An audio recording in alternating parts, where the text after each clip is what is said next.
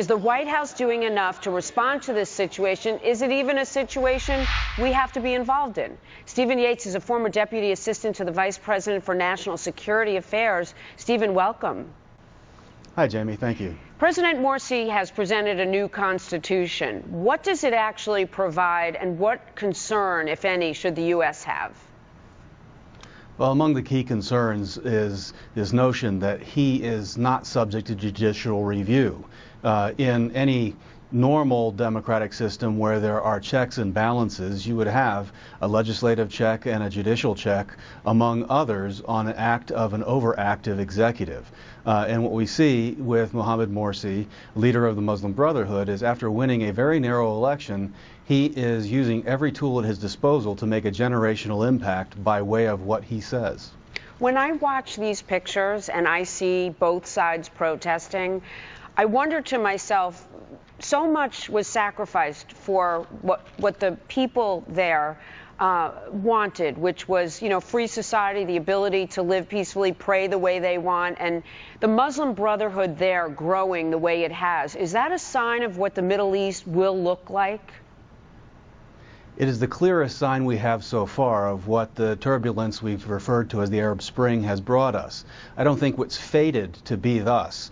Really, we have no guarantees of shaping the outcomes in other political systems, but one thing we know for sure, when we don't speak clearly about what's important to us and what we don't take action to bolster those who are more secular and more democratic in their outlook to balance these forces, then these kinds of groups like the Muslim Brotherhood win. I've already heard about Egyptians who have had to flee because they're Christians and they want to have the freedom that they thought they were getting.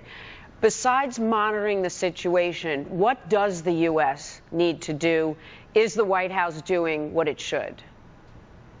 Well, the White House seems to be saying that in a democratic system we need to stand on the sidelines and just respect whatever outcome presents itself. And it sounds laudable on its face, except we have major interests in Egypt and the broader Middle East that are affected by the outcome. Also, if we don't even say that we favor the more secular forces, or we're taking efforts to support them and bolster our allies in doing the same, then basically they have the choice to make a deal with the devil they live with. This is a problem that we face in a lot of other countries. It's a problem that presents us in Pakistan, and unfortunately Egypt seems to be moving more in the Pakistani model. So is it realistic that we can intercede and bring back the civility, or will we see pictures like we're seeing in Tahrir Square going forward? Could there be violence?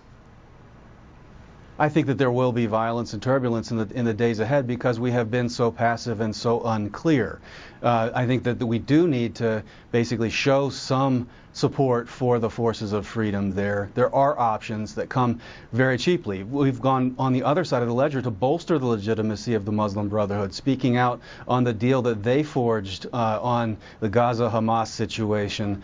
We have added to their legitimacy while doing very little to add to the legitimacy of those who oppose them, with whom we agree more. Yeah, it's a very tense situation. We're following it. Thank you, Stephen Yates, for being with us today.